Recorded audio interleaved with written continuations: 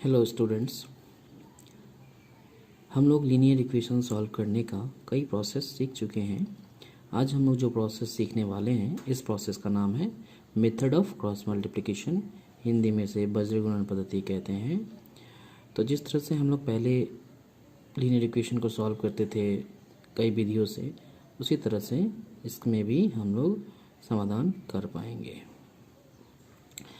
इस विधि से समाधान करने के लिए सबसे पहले हमें दिए गए समीकरणों को स्टैंडर्ड फॉर्म में बदलना पड़ेगा।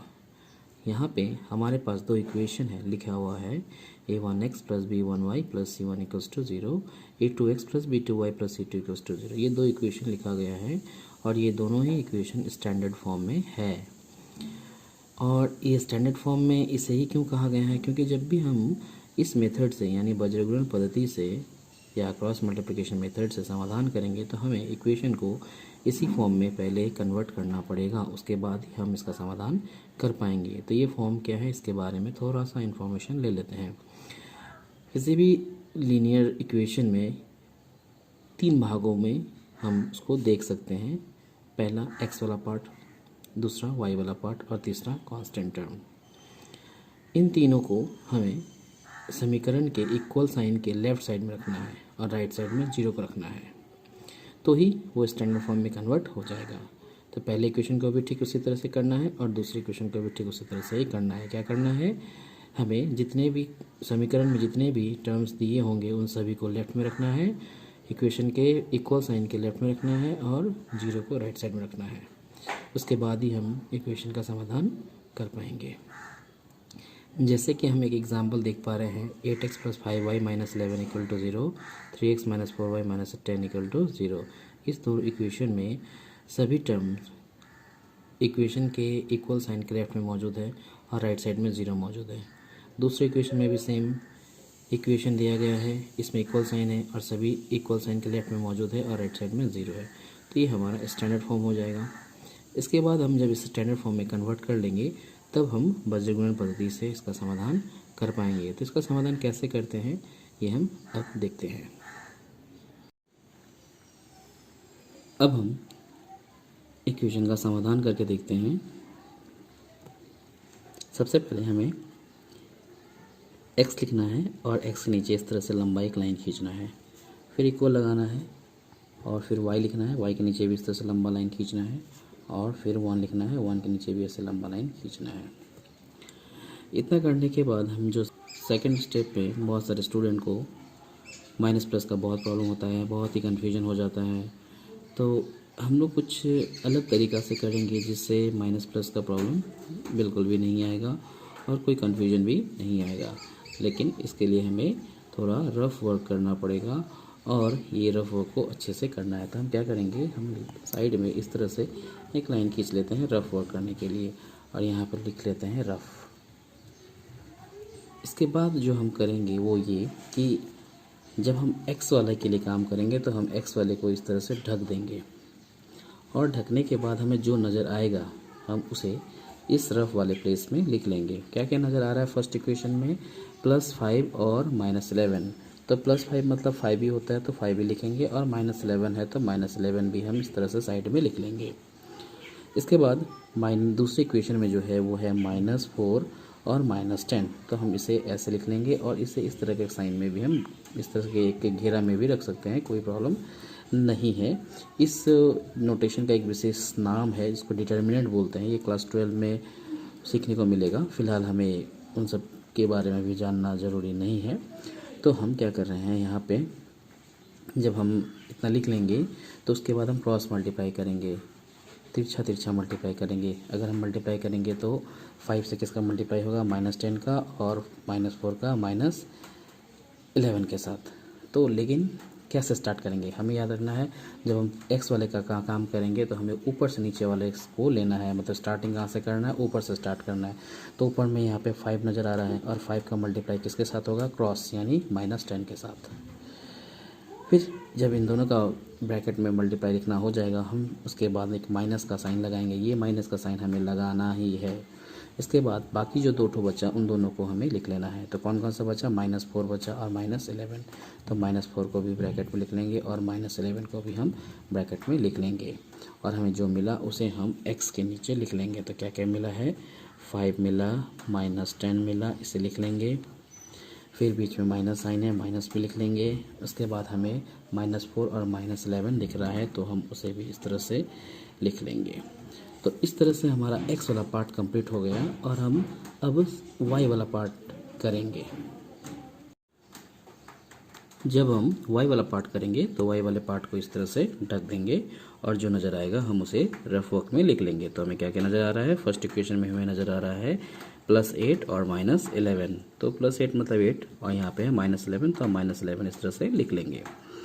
और दूसरे इक्वेशन में हमें नज़र आ रहा है 3 और -10, तो 3 लिखेंगे और -10 इस तरह से लिख लेंगे और हम इस तरह से छोटे से घेरे में रख देते हैं। और हमें क्रॉस मल्टीप्लाई करना है। तो क्रॉस मल्टीप्लाई कैसे करेंगे, जैसे पहले वाले में हमने ऊपर से स्टार्ट किया था तो अब हम स्टार्ट करेंगे नीचे से। तो 3 का मल्टीप्लाई किसके साथ होगा, -11 का। तो हम इधर 3 लिखते हैं और फिर -11 भी लिखते हैं। फिर बीच में माइनस का साइन लगाना है, ये हम बोल ही चुके हैं। बीच में कौन सा साइन लगाना है, माइनस का साइन लगाना है।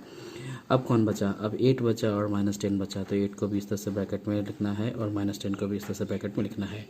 और जो हमें मिला इस पार्ट को हमें किसके नीचे ले जाना है, y के वाले के नीचे ले जाना है। तो जैसे है वैसे ही हम लिख लेंगे।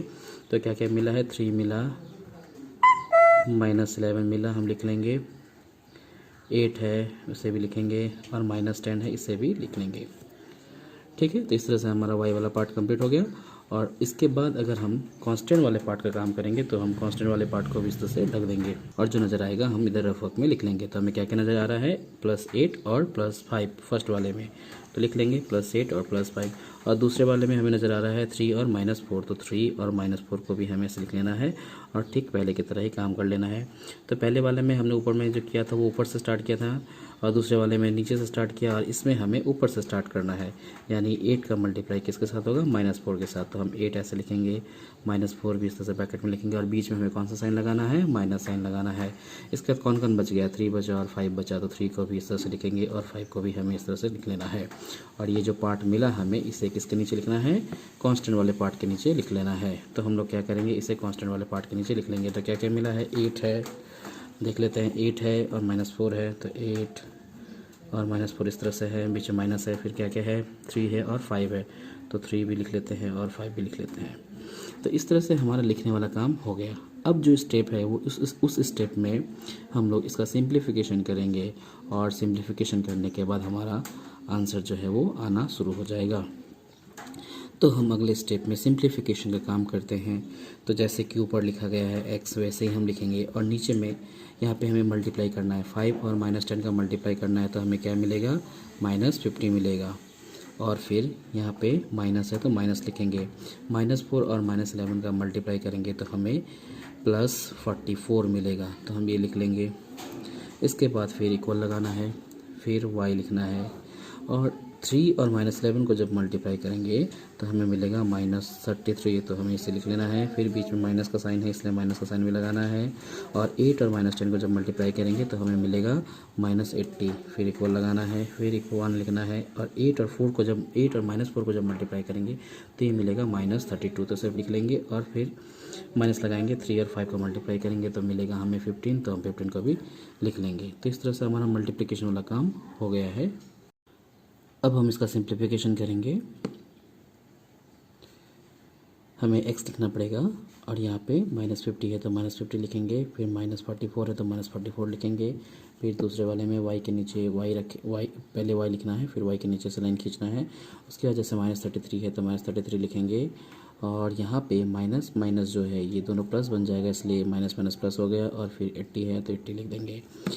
इसके बाद फिर -32 है तो -32 लिखेंगे और -15 है तो -15 लिख देंगे।